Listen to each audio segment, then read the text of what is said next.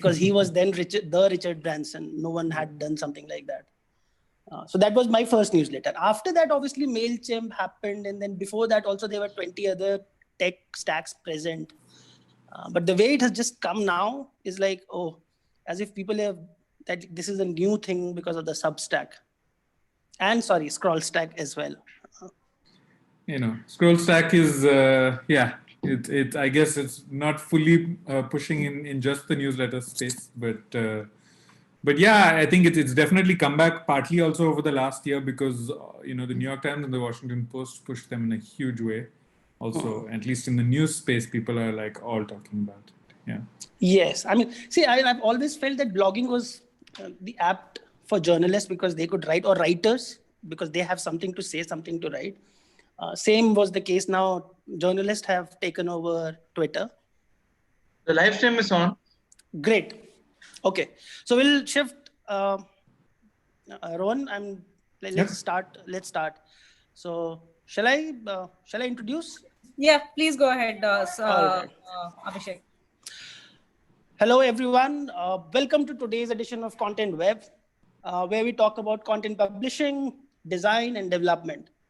I'm your host, Abhishek Rai. I'm founder of Shack, a media company for the businesses. It's a community for indie business and rebel entrepreneurs. I've been sending a weekly newsletters for more than 2.5 years. Today's focus is, again, newsletters as it was last time. I call that newsletters is the new photography. Everyone wants to do it because Substack has come, and then in our Indian platform, Scroll Stack has been launched. And from individuals, it has shifted from the organizations to the individuals. But doing a good newsletter has become, as it has become very easy for anyone to build a newsletter because you can just log in and create an account and do something. Writing a good newsletter is a pain in the backside. A lot of people struggle with it. How to structure, how to get thoughts, how to get topics, how to get ideas. In today's newsletter, in today's session of Content Web, we have Rohan from Scroll, who had conceived their first newsletter called Political Fix. And he had launched it, and he has grown its audience. And it was among the first few newsletters to have this proper approach towards taking it to the larger audience. He will be sharing how he started it, what were the challenges he faced, why did he choose one technology over the other, and how he grew the audience. And in the process, he will also unravel the content strategy about it. So the session will have two parts to it. In the first part, Rohan will introduce his approach, his newsletter, how it happened, and where it's going in the future. Once he ends the presentation for 15-20 minutes, I'll take over, and then I'll ask questions from Rohan. I have a few questions which I had studied research. And then we will make it open for the audience to ask questions if they want, which I will put to Rohan, and he will answer those questions. Over to you, Rohan. Thanks so much, Abhishek, and I'd just like to thank you and Has Geek for having me on. It's very easy to get journalists to give gyan, and so when we have a platform and people actually listening, that's a nice thing. So thanks for having me on. Abhishek told me before, a couple of days before, that people tend to have presentations for the Content Web sessions, and so I had to pull out my rusty PowerPoint skills, and then I suddenly got into all the fun animations and things. So if you see some silly stuff or just shoddy presentation skills here, please forgive me. But yeah, I'd like to talk about newsletters a bit. Let me open up the presentation. All right, here we go. I think that works. So yeah, that's the Political Fix. So to give you a bit of background, Scroll began 6 years ago, and I've been a part of this independent news organization from the very beginning. And before that, I was a journalist, a city journalist in Delhi, and even before that, went to journalism school in the States and grew up in the Middle East. And to me, I've sort of grown up on the internet. Digital is home for me. I read newspapers all my life, but really grew up writing on the internet. And so for me, that space is completely native. And in some ways, when I joined a newspaper in Delhi, when I moved to India and started working in journalism, I had to unlearn a lot of things that were standard to me about journalism and had to figure out how to fit into space on the paper and things like that. But to me, one of the real mediums that worked a lot for me from a young age was blogs. So before you'll see a bit of a fun, yeah, there we go. A little spin animation that, I had pulled out after many, many years. But yeah, I want people to remember blogs. Abhishek and I spoke a little bit about this earlier. And again, I grew up really writing on blogs. It was an amazing technology. I was on something called Xanga, which is probably very old to many people, at least younger folks, but around LiveJournal and Blogspot, this was one of those things where a lot of the Indian community was on, and you got to get direct feedback, which is the great thing about Xanga. You build a community, you speak to people, but they also get criticism on your writing immediately, and you start to think of how to mold it to your audience very early on. From when I was 13, I was writing on Xanga. A little later, I came up with a terrible idea in the US while I was at journalism school, or at least the pun in the name was really bad. It was called Subcontinental Breakfast. The idea was that it would be a daily roundup of news stories in India. One of the things about Indian journalism, and this has changed in the last 5 years or so, is that it's extremely hard to access. It's full of acronyms and presumed knowledge. You can open the front page of the biggest selling newspaper in the country and actually have no idea what it's talking about.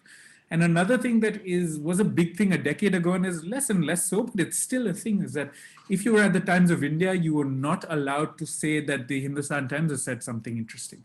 You were not allowed to credit anything else. And on the websites of these companies, you were not allowed to link out. They thought it would be endangering their traffic, and why should we send traffic to competitors and so on.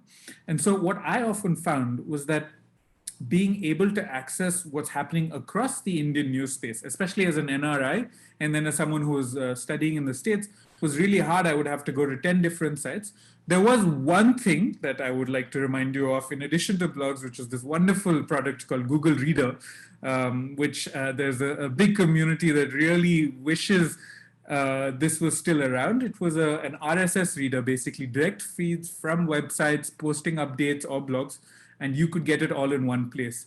I bring it up here partly because looking at this interface now, you actually see that it looks a lot like your inbox. These days, Gmail doesn't look too different from this. And back then, email was to some extent a little more personal. Now your email has lots and lots of other things happening in it. And although Google Reader is gone, I would posit that, the inbox is being treated as the new Google Reader in some ways because newsletters are filling it up. So to give you a sense of one of the newsletters that really influenced me early on is something called Politico Playbook. I'm going to focus a little more on journalistic newsletters today because that is the sort of medium that I have focused on entirely. It's not, I don't have too much experience with brand newsletters and things like that. So I'll give you a sense of, journalism in this space. Politico was this brand new publication in the mid 2000s, late 2000s possibly, that tried to cover politics like ESPN covered sports. Their idea was that you'll get minute-to-minute updates, you'll get super interesting commentary, you don't have to wait for 2 days or wait for the weekend for the Sunday magazine to tell you what to think about the news. You can think about it right away. And they had this extremely dull-looking newsletter called Playbook that became like massively influential in Washington. The idea or the motto of the newsletter was drive the day. The idea being that it would be put out and everyone who matters in DC's political space would be reading this. The folks who started it, Mike Allen, would wake up every morning at 4 a.m. And have it out by 9 a.m. so that it's in your Blackberries, which is what people were reading things on back then, as the iPhone started to show up, and that you would know exactly what's happening. And like I said, Indian journalism was not linking out. Playbook didn't have that problem at all. The whole top of this newsletter was saying, this is what's on the front page of the New York Times. This is what's coming out tomorrow on the Washington Post. This is what we've heard. Linking was all over the place. Telling people what's on the TV shows was all over the place. And I found Politico really an easy way to get a sense of what's happening in American politics and wished there was something like that for India. And so when we started Scroll a year in, I started something called the Daily Fix, in which I did something similar for a month. I in fact stopped going out and stopped drinking, so that I would wake up every morning at 5 a.m., read all the newspapers. The idea of it was that I would read the newspapers. You know, the average reader can't spend their mornings reading 6 different newspapers. I had to do it anyways for my work. So I'll read it and distill the most interesting and important bits and feel free to link out a lot. To get aside this idea that linking out was bad. And, you know, now it seems assumed conventional wisdom, but back then it wasn't in the Indian journalism space. I wanted to sell the idea that if readers start to pay attention to my voice, trust me to pull out the most interesting things from across the news space, they will keep coming back to me, even if they click through to some of those links and find, you know, journalism that we at Scroll, which is this tiny independent news organization, could not do. We couldn't cover the whole country. We couldn't go deep onto certain beats, but we could tell you which stories are relevant, which ones you should pay attention to. And the idea was that you would sort of get attached to my voice. So this is something I started on Scroll in 2015, but at the time we were not confident about newsletters. And so we ended up putting it on the site. It didn't land in your inbox. It was something that would show up on scroll.in and people would get used to it. But the major difference was because it was an article, the way it spread was through its headline rather than through its content. And so over time, we had to be a little more vocal and louder with the headline or more sharper with our content. And it was a bit of a mismatch because while the material, the content on the Daily Fix was more suited to landing in your inbox, at the time we were not certain the newsletters would be something that, you know, could sell for a small news organization in India. And so that was the Daily Fix. Let me give you a little bit of a sense of what was on it. I called it everything. The subhead was everything you need to know for the day and a little more. I would have a bit of analysis, a whole bunch of links to the top op-eds, a don't miss section where, you know, a big article for the day. But again, this was going up on the site. Cut to, at the same time, Scroll did have a newsletter, but it was called the Daily Brief. And the Daily Brief is your standard sort of newsletter, which just sends you the top 10 links on Scroll for the previous day. It's sort of like getting the front page of the newspaper the next morning for all the stories that came the day before. We still send it out every day. A lot of our older readers rely on this entirely. They never go to scroll.in, they go simply to this, but it does a very simple thing. It's on the left, you can see here, and it just has links and our headlines. And so I started to think about the difference between these two different things. And saw a pretty fundamental shift, right? Like, so on one side, you have what is our Daily Brief, which is just links. It's not really meant to be consumed in your inbox. You can't open it, read it through and be done for the day because it's meant for you to click through to one of those links. You might think any one of those is interesting or all of them are. What I was building with the Daily Fix was meant to be consumed in and of itself. You could click through to some of those links, but actually you're getting some analysis, you're getting a sense of what's within those links, and you might choose to go on to them if you want to. Again, the Daily Brief newsletter that we sent out, the link one, didn't have a voice. It spoke from the brand. It was scrolls. It didn't really have a specific note. Whereas the voice and the analysis on what was the Daily Fix was really mine. People either liked what I was saying, the way I said things, or they did, but they had to pick whether they wanted that. So to me, when you start to think of newsletters, if people are thinking about what they want to do, these are some of the key questions. And I think the one I've put in black here is the most important, which is, what is your objective from a newsletter? News organizations are, you know, like many, I'm sure like brands, which is that you see everyone doing newsletters and we're like, okay, we should do one as well. But they're often confused about what exactly they expect out of it. Do they want people to click through and so drive a lot of traffic to the website and so get advertising revenue from it? Do they want to build a community of people that they can reach out to for events, for specific sales or things like that? Do they just want to build up the brand's image? I think setting your objective is extremely important, whether in the journalism between just a link-heavy newsletter and something that could be consumed directly in your inbox. Of course, there's a few other things like, do you already have a list, a set of people? You know, one convenient thing about Scroll is that we already had an audience of 10 million people reading us every month. And so there were people I could reach out to, so I could build my newsletter audience based on a subset of that 10 million audience. But at the same time, I still had to make sure it was specific enough that people would actually want to read.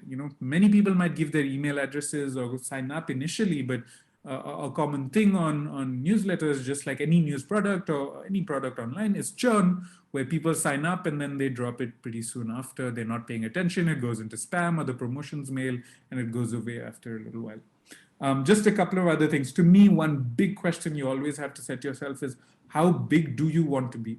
A key problem I saw in the way just digital products were built in the 2000s was that people saw, there's a huge audience online, so let's get to all of them. And when you try and get to all of them, you're most likely not going to get to anyone, or you need to have Times of India level money, to put in and be able to reach to a large audience. So it's more useful to think whether your subject is specific enough. There is a set of people. So for me, at the Political Fix or at the Daily Fix earlier, the idea was people who are news junkies, people who want to pay attention to the news, but don't have the time in the mornings to read through 6, 7, 8 newspapers. And they will trust me to do that for them. People who want to pay attention without having to do all the work in paying attention. I found that a specific enough space. It was the idea of Politico a little bit, but not so insidery. We're not telling you what each MP is doing on a day-to-day basis. But the idea was, you want to pay attention to the news in India and political policy spaces, but don't want to do all the work. The last question is it monetizable, which is a big question in journalism and newsletters in general. But the second, on the other side of that slash is it sustainable? And I don't mean in terms of financial viability, but can you do it every day? I was waking up every morning at 5 a.m., writing this newsletter, and then going on to my regular day job, which was doing journalism, reporting, writing, editing. So after a while, it actually came to a place where Scroll's The Daily Fix, which was our daily article, not a newsletter, was actually had a stable of writers. There were 3 of us writing and then 4 of us writing, and it would switch around. So the voice switched, and it still remained interesting, but after a while, we realized it was not sustainable.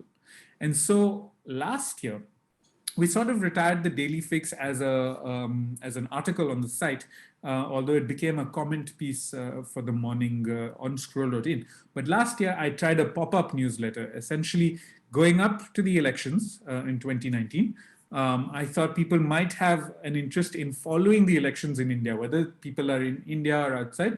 There might be a surge of interest around the elections. And I thought, what better a time to try out what I've learned about newsletters, what people may want to pay attention to. And I started something called the Election Fix. It was meant to be a limited run newsletter going from March, April, and May. These are the months of campaigning and the elections themselves over April and May, with the results at the end of May. And so it was meant to be a 3-month experiment in which, again, I did some of the same things. I had analysis, I had links to interesting pieces around the web. I had one link that you had to get to. And I would also occasionally throw in some funny stuff, interesting Twitter conversations, things like that I'm the filter for you because things are happening constantly. At the end of that 3-month period, there was enough interest, enough of a sign-up set, and lots of people really liking the Election Fix, which I'll grant you was also on Scroll.in's website. So I was able to get the big audience on the website while also building up a list. And so we converted that to a Political Fix, which became initially a weekly newsletter which I called it a weekly newsletter on Indian policy and politics from Scroll.in. I was running feedback surveys constantly. I had a Google form open all the time for people to tell me what they thought about. And let me tell you what the Political Fix is today. It's no longer a weekly newsletter. I put it out twice a week. So on Mondays, I give you an analysis piece. And on Fridays, I give you links. And over the last 2 months, I've started doing Q&As with recent authors or people who have written papers in the policy space attached to this. Some of that idea is that also maybe people are getting tired of just my voice. But also the more outside people you bring into it, you reach their audiences as well. So while I had reached a certain space based on just my own following, let's say online or scrolls, bringing other voices in also made the content more interesting, but got to reach those people's audiences. They might be niche. They might have been, some of them are professors of policy in American universities or Indian universities. It might be a niche, but all of those students signing up, all of fellow academics signing up is an interesting enough audience for me as a newsletter and someone I can I can target to, whether it's through advertising or in whatever way that it is useful for me to reach them. I responded to every email. And at this point, the political fix moved from MailChimp to Substack. I'm not going to talk about tech too much in my presentation. We can talk about it with Abhishek. And next week, you guys are going to hear from my colleague, from Ritesh, who runs Scrollstack. So you'll hear more about maybe tech on that. But the little things on the back end that I paid attention to, opening rates, how often people were clicking through, and of course, whether I'm building my audience. This is sort of what it looks like right now. On the left side is the political fix, the Monday one, in which I give you analysis of what's going on in India. On Fridays, I'm doing a Q&A where we talk to someone interesting recent. So that's a sense of what it looks like on Substack at the moment. I have a few suggestions. It's already 20 minutes in, Abhishek. You can stop me at any point. But a few things that I have learned over time in terms of newsletters, and a few newsletters I really like. Yes. Money Stuff is this very interesting newsletter from a Bloomberg writer named Matt Levine, or Levine, I'm not sure how you pronounce his last name. He's a deep finance guy. I think he used to work in finance. And it's often like not in my space at all, because I don't do finance. I write about the economy, but not like hard finance stuff. And yet I find his newsletter extremely easy to read and access, because the one thing that Matt does over and over again is that he will explain the simple concept of what is an IPO every time on his newsletter. He'll make it interesting. He's not using a stock phrase, but he does not presume that everyone reading has read all his previous articles, his previous newsletters, or knows what he's talking about. And so one of the key things I found with newsletters is that feel free to repeat concepts, to link back, to give excerpts from your previous stuff, and don't presume knowledge. People are joining your newsletter at any given moment. This week, you might have signed up a bunch of people who have not read anything in the past. So feel free to keep repeating things. Quartz Obsession, which used to be daily, is now moved to a weekly thing. And now I know are two super fun newsletters that basically do a deep dive into a random thing every day or every week. And they've built up large audiences. Now I know is this huge newsletter, and basically he gives you one piece of trivia every day. And I thought this sort of thing wouldn't work. People aren't going to pay attention, but actually, or maybe they won't open it in their inbox. But both of these seem to be doing reasonably well, and they are not afraid to go into like deep subjects, which I find interesting.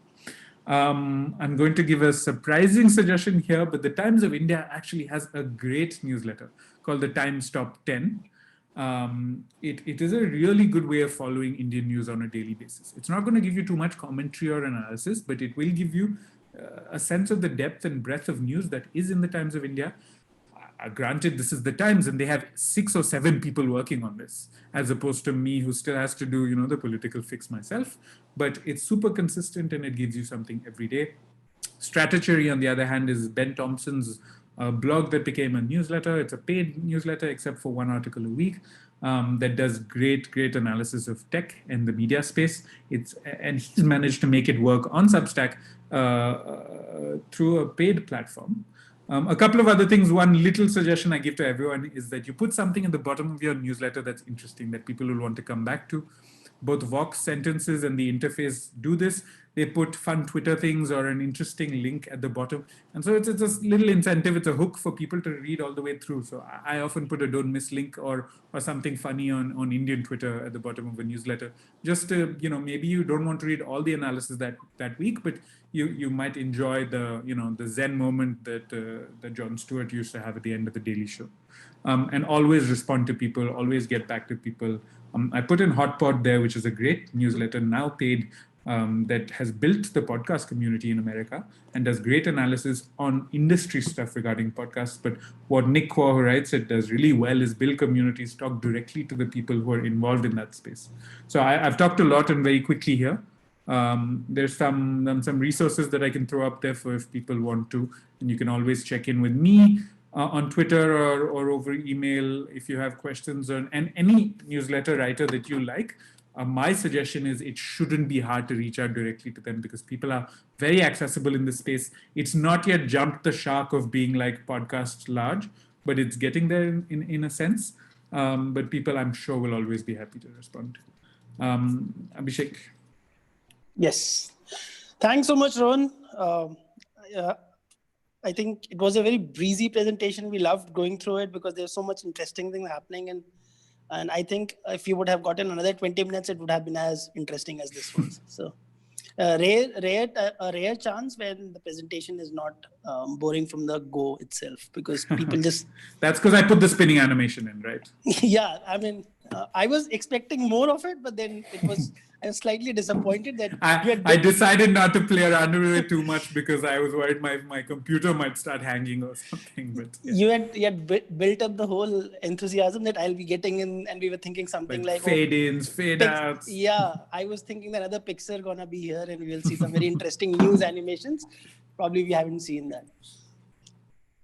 Okay, I will because for you a lot of this comes very naturally to you, because probably from people from our generation, we have, especially those people who have been on the internet throughout their life, because for you, if you were part of discussion forums, and those were very in things in early 2000s or late 90s, that's where we got all our information from. You're making me feel old.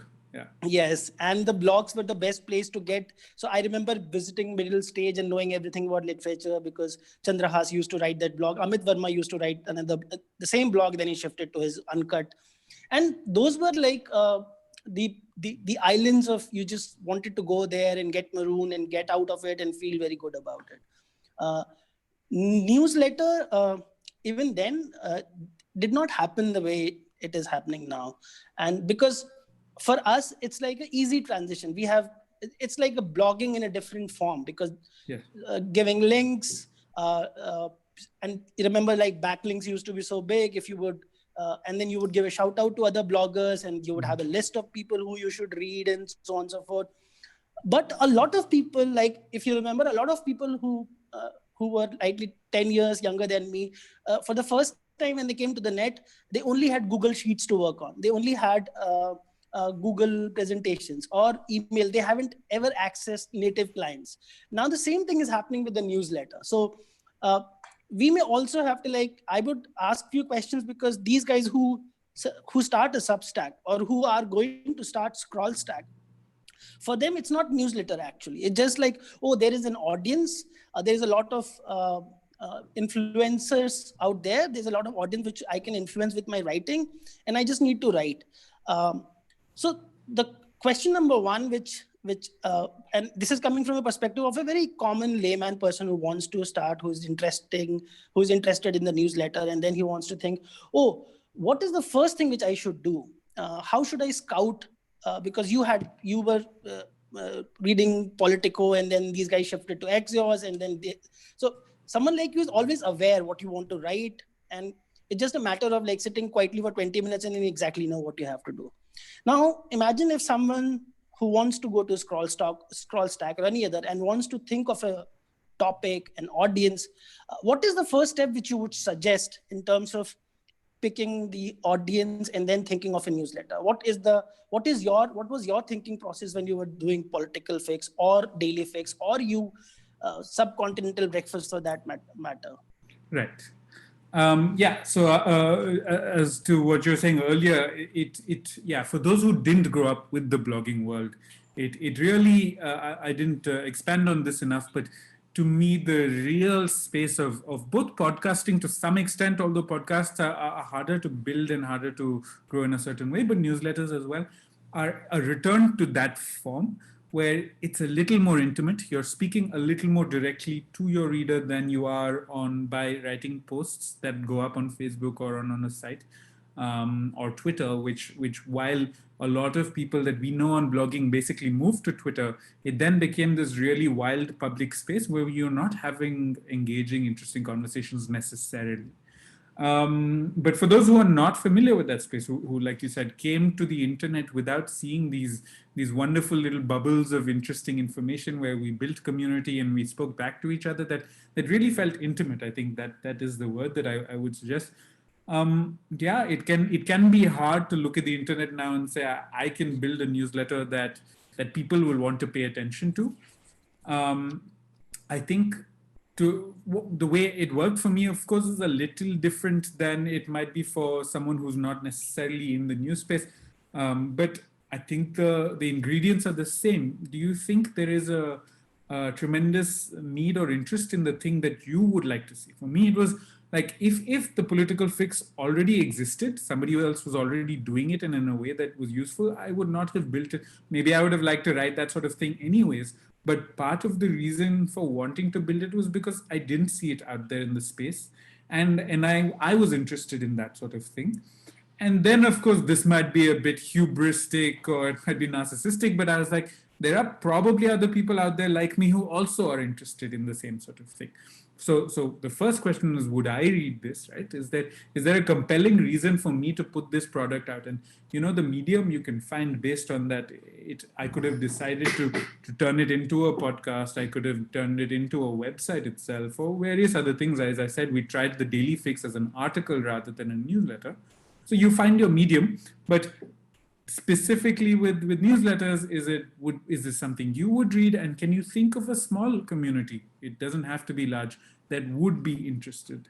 And then the third, I think I would always say for that person who's thinking about starting a newsletter, she should think about what the objective is. Is it that you just want to you want a space for your writing? I absolutely think the newsletter space is sufficiently interesting right now and not so, jump the shark, like I said, that you wouldn't be able to find a small community. It's almost operating like early to mid blogging space at the moment, though it's, jokes are already starting to surface that everyone has a newsletter now. Yes. But I think it's still possible that if you think that you would read it and that if you would read it, there's a small other community and you're clear on what you want out of it, that either you want it's just a space for your writing or you actually want to promote something about your career, your products, if it's something to do with your business or journalism. If you're clear in what it is that you expect out of it, I would put a few of these things as the first questions that you should answer before attempting to get into the space. Great. So when you started Political Fix, and you also have the luxury of knowing your audience a little better than others, because someone who is just starting out, I started with, because when I started this earlier, I would send newsletters for the brands because I ran a digital marketing agency. But when I started mine, the first 10 people were my friends, and first 50 people were the friends of friends whom I had asked, knowing that they can. And it was a street knife fight kind of a thing. Hey, do you want to read my newsletter? I'll send you the link or I'll include you in the list. That was what I did. But because you were also at the same time, it may also be difficult for you because you are accessing a huge number of audience. So though it seems easy that, hey, Rohan already has an audience, so his newsletter will already become one of the most read newsletters. But I'm sure that you would have diced the information, looked at the audience. How did you do it? Were there surveys, or you get some kind of data dump to look at the kind of subscribers or readers you have? Did Scroll Stacks Tech help you in any sort of way? So that would be interesting to know. You don't have to divulge exact numbers or something, but how did you get to know how did you get the hang of the audience which you were wanting to reach out to, other than the assumption you had? Yeah, good question. No, Scrollstack was being and is developed completely separately to Scroll itself, and so I wasn't working with that at all.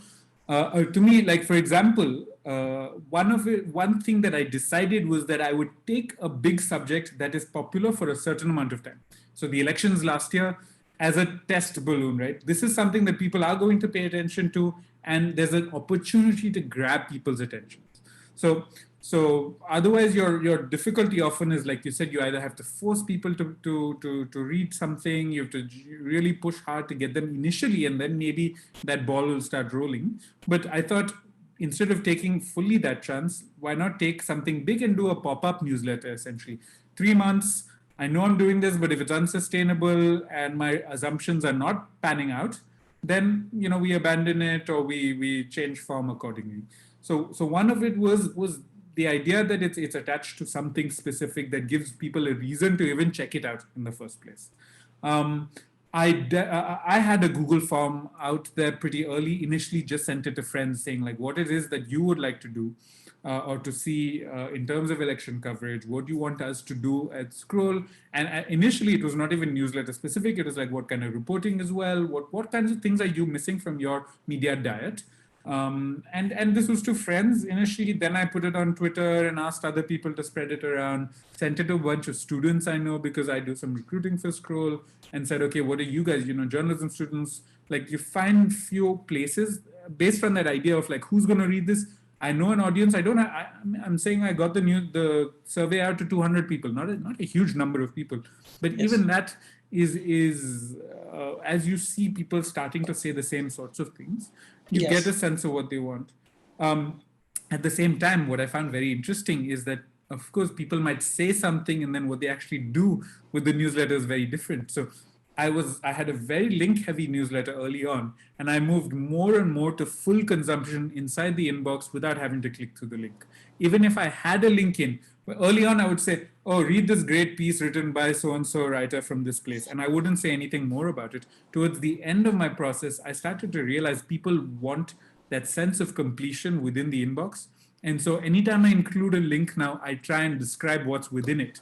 So you might still want to click through, but if you've only read the newsletter and haven't clicked through, you still have a sense of what's going on. And that's something I got to know from actually paying attention to how people read, because in surveys, they would say, we want lots of links, we love them. But actually, the way people were responding to, and then, but when I moved to a very analysis-heavy thing, people were saying we're missing the links. So what ultimately happened now with Political Fixes, that's why I do a Monday one, which is analysis, and a Friday one, leading into the weekend, where people can collect a few more interesting links and click through to them over the weekend. But yeah, so the process is a lot of trial and error. Ultimately, it's taking some assumptions, maybe giving yourself a high percentage shot, right? Like if I had not started around the elections, I would have had a harder time. But elections are a great time, or take any big event in that sense, or something that you think will work, and say, even just the start of the year, saying like, I'm going to start something new. Like it might be a way to get people to pay attention and more likely to get that little click, even in answering a survey, that could lead you to better informed decisions about how to make something. I think I also actually emailing people and asking them. I don't do too much, and I don't know if other people might tell me what they think. I don't tend to email people when they unsubscribe, because sometimes I find that a bit either creepy or a little, and my newsletters, I think for super intimate newsletters, it makes sense doing that. But people who do subscribe and send in letters or responses, I say thank you for kind words, but then I always ask them, what else do you think we could do? What is it that you like about the newsletter, etc. So having that direct line of communication is what reminds me of blogging, and also that is crucial to keeping that sense of like, this is always an experiment. We're always playing around with what we're doing and seeing whether people like it or not. You're absolutely right. We had a huge audience on Scroll. My audience on the newsletter is actually tiny compared to the Scroll audience. And yet, in some ways, I like it in a very different way, because Scroll does not speak from the first person. My newsletter is from the first person. It is a more direct connection to me rather than to the news organization in a way. And that, again, it reminds me of those great days when you're building community in a relatively smaller space. Yeah. So Financial Times has great legacy of like sending newsletters like Rex and all, and people read that, and they have a huge following and very particular voice. So when you started this, and when you so one of the funny things which I remember about doing these pilots, someone wrote on the Twitter that pilots never fail, but they never scale. Right. My question is coming from that point of view. Your pilot worked. It was around elections. It worked for you. So two things. One, how did it, are there any numbers which you can share? Is it in thousands and lakhs of subscribers which you reach out to? And how did the growth, how did it happen over a period of time? Was there a lull period? And then there were spurts of growth because elections, but then the current government has never given you a chance not to be interested in politics ever.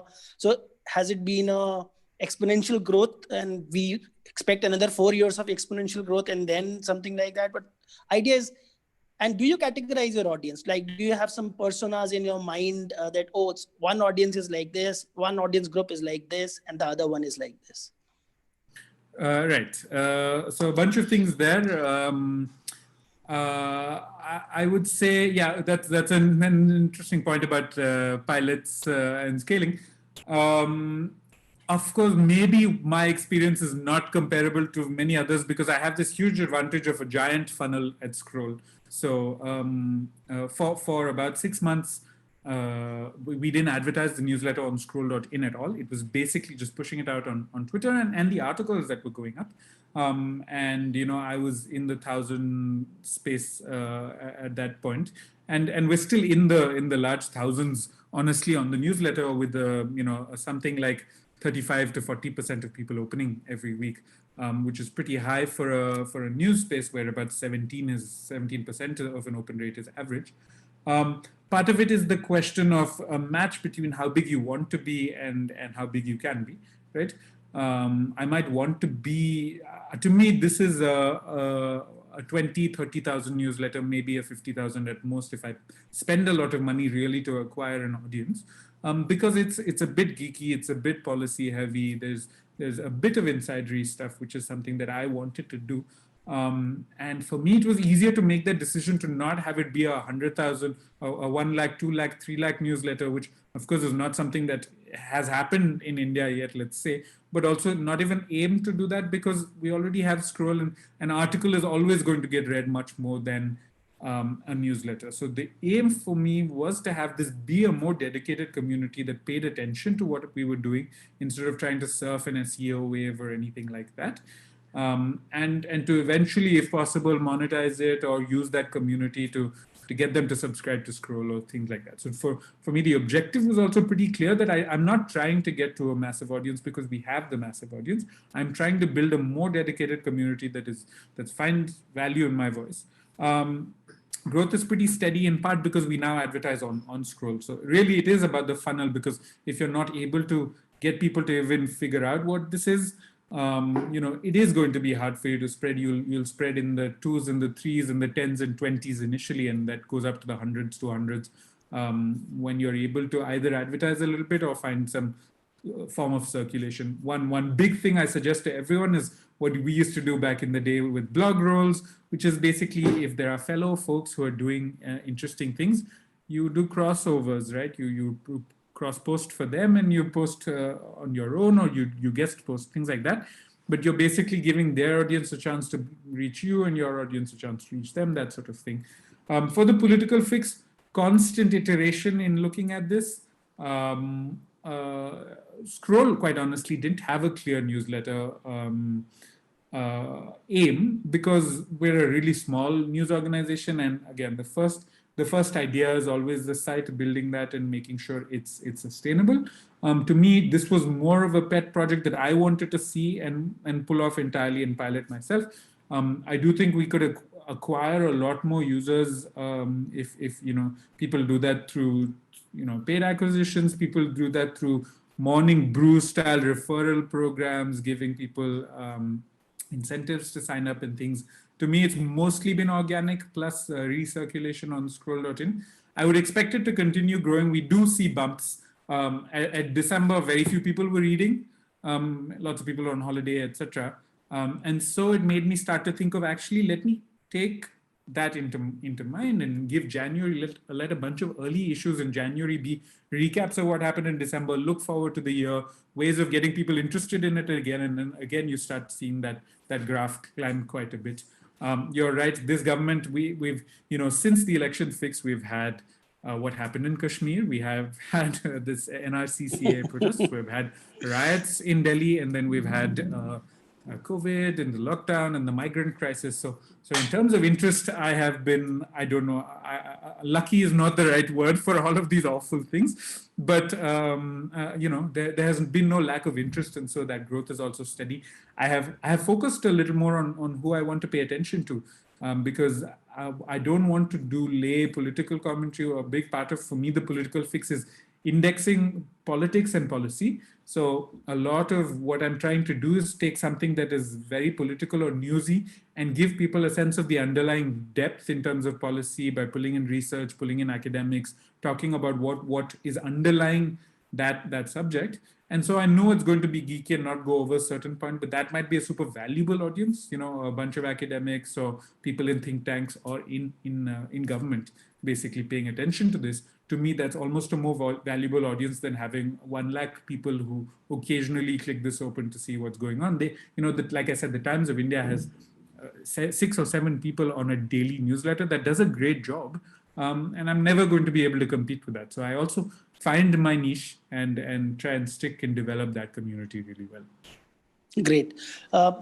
So when you decided that this is my objective and this is the audience I want to get to and I'll have a steady growth, are there a couple of examples of a particular newsletter which really stood out for you, or was that the moment that something clicked in your head and said, oh wow, this is what I want to continue more? Or particular topic which you said, oh, I just discovered this because I came across this feedback? So a couple of examples which were like the aha moment for you. Right. Because writing a newsletter is a very dreary thing. You keep doing it like week after week or twice a week. At times it's just not as enjoyable as people think it is. But then there are those moments of very silent achievements which you count for yourself. Oh, I got this. Now I should do this. A couple of examples which really stood out for you. So I'll take you back a little bit on this. Early on with both the election fix and the political fix, I had a colleague, Nitya, who made these amazing illustrations. I can't show you my favorite one is Modi as a Superman, and of bullets of like criticism of him bouncing off. But I bring this up to point out that one of the things that was entirely extraneous to me, but might be important for people paying attention, is that the imagery, right, really matters.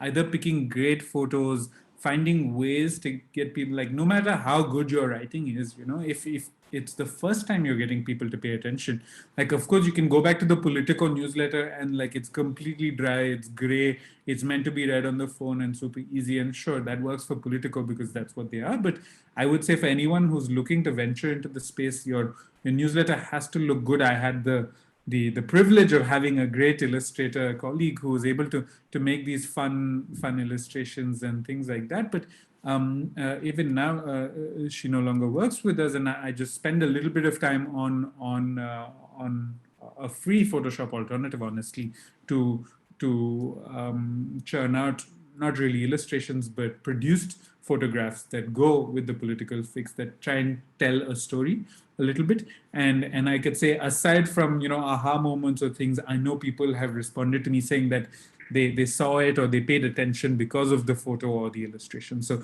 it's invaluable making sure that you find a way for people to hook into your product. And this is, as after 6 years of helping helm a digital outfit, I can tell you this is standard for digital products in general, right?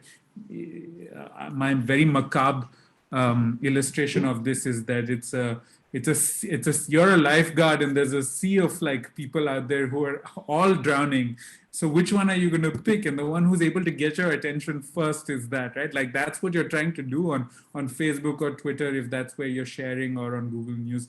And so having a good headline and a really nice image matters ultimately, at least early on, as you're trying to get people to pay attention. I find what I found early on, I interviewed a couple of people, not knowing whether folks would pay attention. And immediately, part of the thing, like I said, is that the political fix is coming from my voice. It has first person in it, although we don't like to use the I much in Scrolls copy or even in the political fix, but it's coming from me. It's a little more conversational and chatty, and I got more comfortable with that over the course of the newsletter compared to my sort of reporter's or editor's voice. And you can do that easiest when you're talking to someone. And so we interviewed someone. In fact, I did my first interview right in August of Constantino Xavier, who's a think tank scholar. After the audience somebody wrote in saying, this is someone I think you should be talking to. And like, I really enjoyed that sort of thing. So when I just had my first couple of Q&As, which were based off, books that were coming out, I started asking people who they would like to hear from, and I started getting a lot of response. And it really surprised me early on when I asked for responses on like, what do you think about this subject, or what do you make of this thing that's happening in the world, very few people were actually responding. But when I asked maybe a more simpler thing, like who else would you like to hear from, I got a lot of responses. And I think, again, centering people at the core of your stories or what you're talking about, like fellow, like whether it's colleagues, you're the subjects of what you're writing about, always making sure the stories about humans, that tends to work a lot. I would have to think about, like I said, for better or worse, it's been an extremely newsy year. And so each one of those things has given us a pretty good bump. A part of it is also that the Indian media space is shrinking to some extent, and people able to say certain things, like we're able to write, I think, intelligently about the protests that happened last year or about the riots, and that really gave us a lot of interest. But in between, in January, like I said, when I saw this dip in December, I decided, okay, let me talk to the rest of my team and get each person in my team to send in a prediction for what they think, not 2020, but the decade of 2020 going forward will be for journalism, for the news space and politics in India. And just getting these voices, actually, a lot of people loved that piece, which was not my voice at all. So take what your mileage may vary on, on that they really enjoyed other voices there. But I got a lot of great feedback from having a bunch of different people. And so you don't need your own team to do this, right? You can ask friends and things like that, and Yes. get other voices into your space. But mixing up formats, I find, works really well. Of course, one is testing out formats to see which ones people like week on week, but then also mixing up, occasionally having a listicle, occasionally pulling an outside voice, occasionally doing a more graphical thing, I think is really what keeps people paying attention. And those are the ones that I found have got the best response. So now, do you have a style guide, a vaguish style guide of sorts in your head? Do you have a lens? Like I was listening to Rafat, who is founder of Skift, a travel platform, and he in fact built his first entire company on a blogging platform. And so he suggests, and a couple of other people also suggest that, like people from DigiDay, they suggest, I have a lens. So Rafat's lens is marketing, strategy, and technology. So anything which is happening in the field of travel, he will filter it through these three lenses for the larger audience.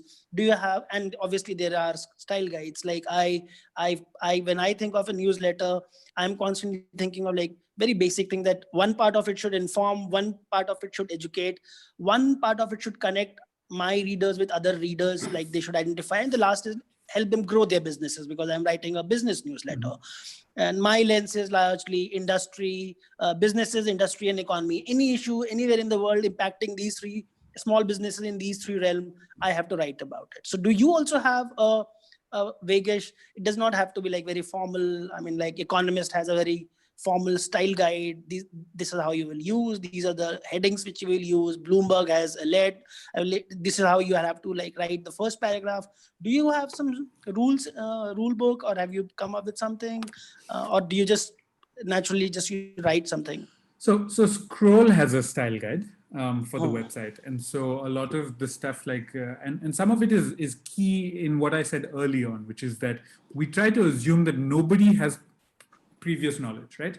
I can't just introduce even something as common as CBI or AIADMK. We used to fight with our editor all the time, having to actually say All India Anna Dravida Munitra Karagam for every, like it's a lot of space.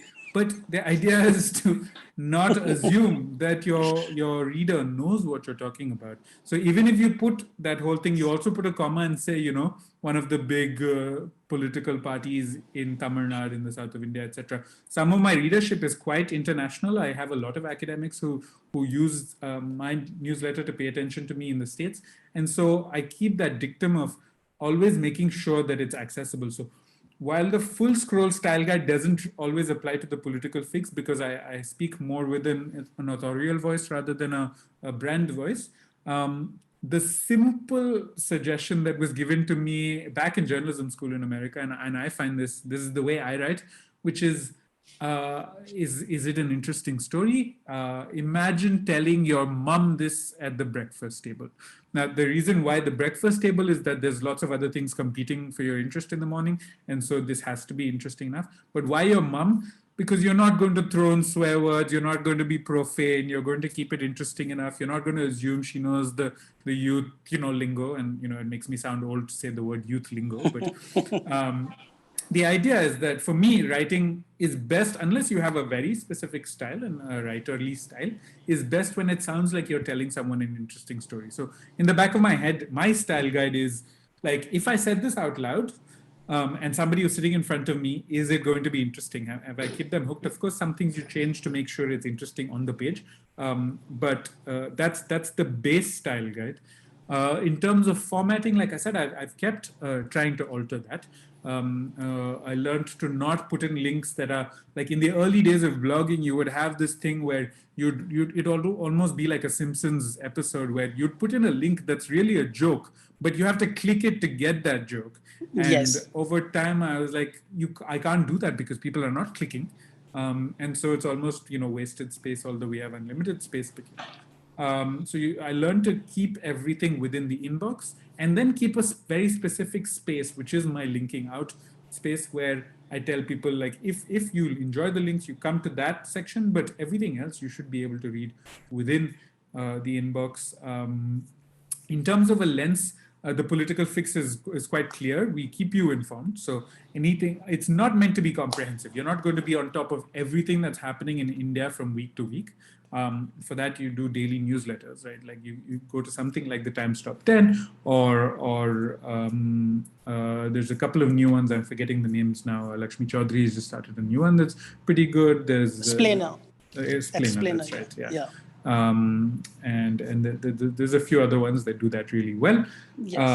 Or you could read Scroll.in, right? The website is pretty comprehensive, but what I'm trying to do here is to give you analysis of what we think is the most interesting or important topic. I'm not always picking, like, for about 3 months, the most interesting thing was COVID. So I wasn't doing COVID every week, but maybe finding an interesting aspect. And some of this, because Scroll is so small, some of this is not just the DNA of the political fix, it's also the DNA of Scroll.in, which is that I'm interested in federal subjects. I'm interested in things that question the relationship between the citizen and the government.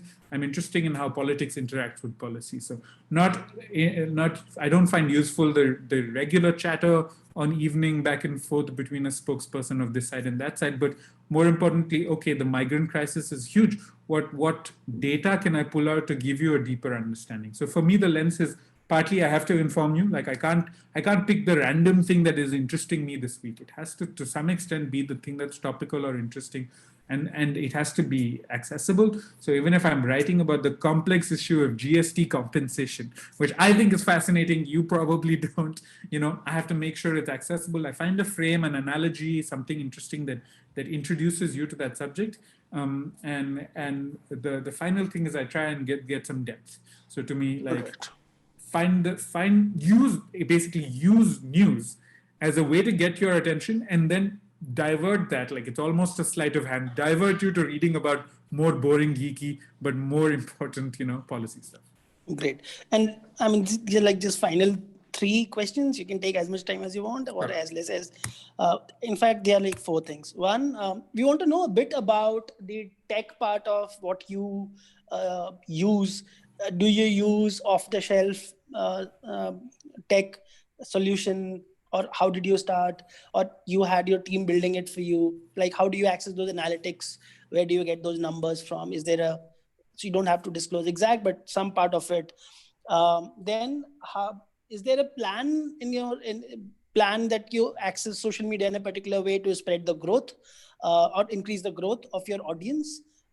And then we also want to know one book which you want to, I mean, this is a very difficult thing for a journalist to say, or just read this one book and this will help you. But think of like someone who is starting out and wants to like brush up on writing or brush up on understanding something. Like one book, I will not name that book now. Maybe if I name that, maybe you want to say about the same book. And lastly, when I started following you on Twitter in the earlier days, when probably you came to India, whenever, you used to tweet a lot about music, I remember. happening in Delhi. Classical music, if I'm not right.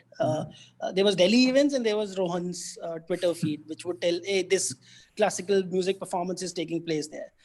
So that last bit, do you also like put that bit of personality into a newsletter or not once in a while? So these are like, yeah. I'm going to go back to the resources one here, only because I would say for those who are super interested in this stuff, all of these places, I'll flag Dan Oshinsky, for example, here. Dan ran the newsletters for the New Yorker for a little while. He's working somewhere else at the moment. I can't remember where, but he runs a monthly Google document with a bunch of resources and interesting things about newsletters, and he will respond to your email extremely promptly, no matter how big like his work is. He does actually consultancy for newsletters as well, so like I think it's his business as well, but he's extremely prompt in replying to things, and he's got great collections of newsletters. And it's called Not a Newsletter because he puts it out on a Google Doc. It's about newsletters, but it's a collaborative Google Doc that comes every month, and I would highly recommend that for all questions about tech, about analytics, about funnels and how to convert and so on.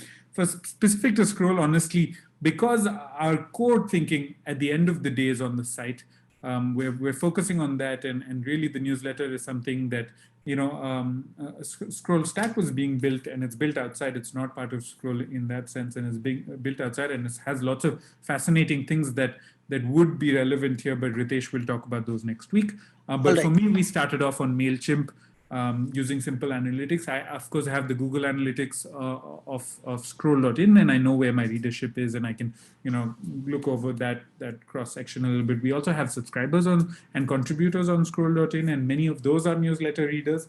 The Political Fix is not our only newsletter. For a while, we ran a newsletter for our magazine section, also for our sports section, and we had a very popular one called Books and Ideas, run by Arunava Sinha, who is a popular, like the best Bengali translator, and really it's incredible to me how much work he gets done, because he works at Scroll and also teaches at Ashoka and also translates books.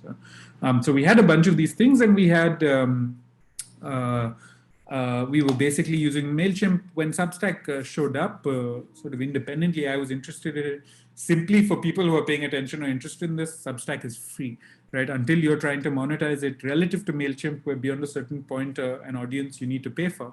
Substack at the moment, and who knows if this is scalable, whether they'll keep this forever, but Substack, if you're not charging people for it, is completely free no matter how big your list is. Which is a useful thing. I honestly don't know what the specifics are for Scroll Stack, so you'll have to ask Ritesh about that. Yes. But yeah, so that's the simple tech reason. I pay attention to the simplest analytics. I'm not very complex on this front. I look at the open rate, which I think is important. To be fair, MailChimp had better ones than Substack did. MailChimp would give me a sense of whether people are repeat openers, where they're coming from, and so on. Substack is much more simple in just telling me how many people are opening week to week, and I would have to look more specifically to see if it's the same people opening week to week. So it's not as complex in its analytics, but I think it does the job for anyone who's starting out. And beyond that, I honestly rely a lot more on direct feedback. And I try and keep, it's not on every newsletter, and I haven't done it well for the last few months.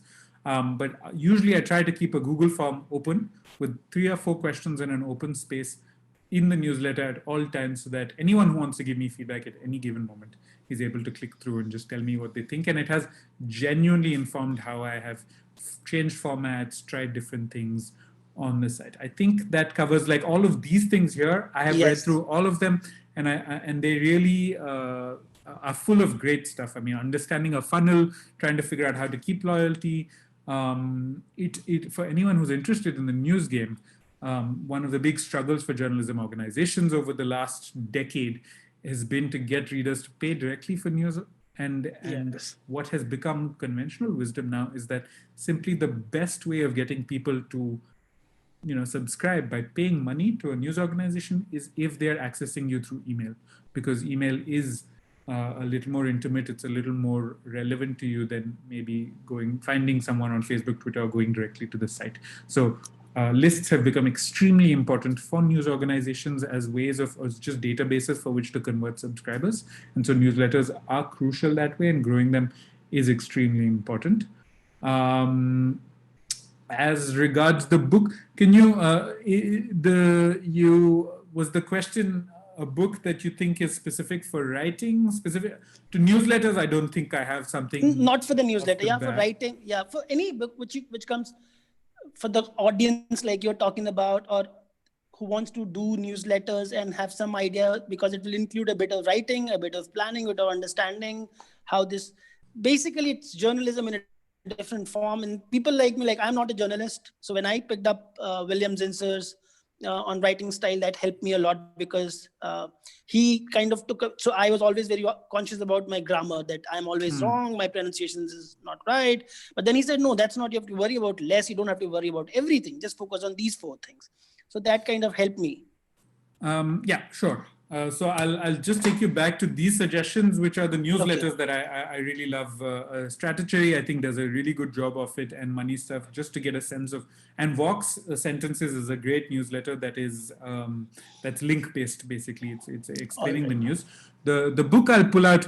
I haven't read this in a long time, but I remember it being extremely influential for me, which is Stephen King's On Writing.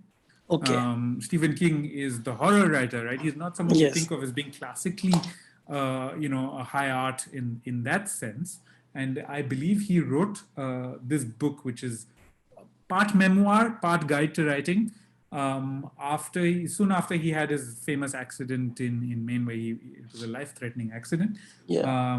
I read it a long time ago, maybe a decade ago, but it stuck with me because it was both extremely interesting as a memoir, but also really a good guide. It made you want to start writing immediately after you're done with it. He doesn't mystify the process. He doesn't make it seem like this magical thing that just emerges from your brain.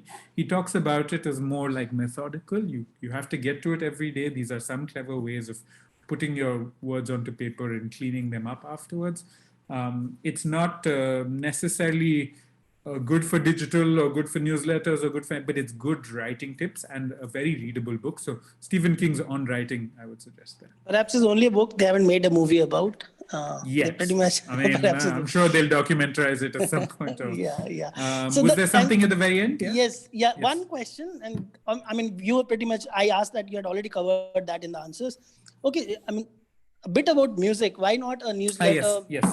Why not a newsletter, a Substack, or Scroll Stack, because that will be sacrilege when I say Substack to you guys. Why not a music newsletter for you, from you, someone like who can like, I would really, I mean, I started reading, but then I've been listening to classical music, and Delhi events is a very messy place to go and find out what's happening. Sadly, it's really, I have a random book suggestion there for you if you're interested. It's called Ragan Josh by Sheila Dhar, this beautiful book about music in Delhi, in which I believe Bade Ghulam Ali Khan refuses to go to the AIR studio because he's afraid if he sings to a recording studio, it'll take his voice out and he'll never get it back. It's a beautiful book. My answer is, if you could kindly ask the news cycle to quieten down a bit, I would be happy to do that sort of thing. But it's been a bit relentless since the elections. We have not had, a little moment of quiet on that front. I would, there was a time in my life that I thought I would be a pop culture writer and not someone into hard politics or news. And I really enjoy even maybe bridging that space between, what is popular on Twitter, but also finding classical, getting people interested in those kinds of things. So it fascinates me, but honestly, it's purely a function of time at the moment. I mean, also over the last year, I saw the first episode of this thing called Bandish Bandits on Amazon, which is about classical music, and the first episode was really bad in my opinion. But I still sat through the concert at the end of it, and I was just like, it's been so long since I've heard live music, and it's something I really miss. But yeah, there's not been much time. Honestly, that's the only way. But I like Twitter and Instagram, which I have as private, as these spaces where I can be online. Without always having to be on top of the news, although I don't do it as much out like from my side on Twitter. I have a lot of people that I follow who are into random things like birding and dinosaurs and music that are interesting to me, but not necessarily part of my work or my day to day. The other side of it is that when your day job, I guess, is writing and thinking of these things, it's hard to have a side gig that's also writing. I much prefer now, like, so while I would love to do something on the side about music or something else, I think I would attempt to take the tabla up again at some point or something to that effect, rather than another thing that involves writing. So yeah, Oh yes. a little Yeah, bit of or maybe I don't know. I mean, like releasing a list or two about because I follow coffee very closely, and then there are roasters who release their music, I mean their playlists once in a while, and then their take is totally different than what I usually listen to.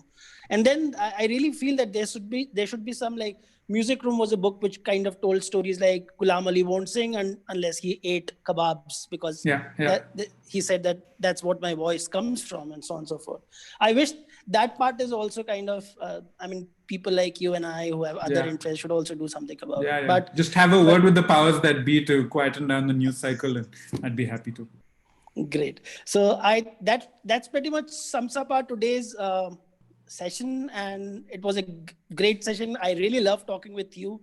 There are some great tips we'll share in a summary, and we'll also share the summary with you and the audience.